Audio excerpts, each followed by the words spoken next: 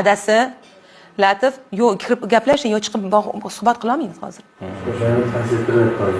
O'shaqa chiqib eshikni yopib gapirsangiz yaxshiroq bo'ladi. Suhbat buzilyapti. Ha, bumi? Men yoshligimda og'ir kasal bo'lganman. San'atdan yemaganmisiz hech qilib?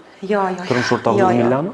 Men Xudo bir asragan onam uchun o'zi bitta qizman oilada, onam bittagina qizim. Adasi Latif, yo kirib gaplashing, yo chiqib suhbat qila olmaymiz hozir. O'shani taklif qilyapman. O'shaqa chiqib eshikni yopib gapirsangiz yaxshiroq bo'ladi. Suhbat buzilyapti-da. O'shaning uchun nima deyotganim esimdan chiqdi to'g'risi. Turmush o'rtog'ingiz urmaganmidilar, dotuvdim. Bu savolni endi olib tashlayman. Yo'q, men bo'lmagan-ku, lekin kalta ham yeb turaman lekin. Ya, ishonmayman. Sizmi? Men deng. Bunaqa xarakter bilasiz. Men yo'q. Baribir ichingizda vulqonlik sezilib turibdi-da. O'sha kuch bilan yashamayman-da. O'sha kuchim bo'lmaganda men bunaqa kunlarga yetib kelmas. Bitta qarashingizni o'zida o'zi hamma bo'ladi-da. Menga ko'pchilik shuni savol etishadi, men xursand bo'laman, bilasizmi?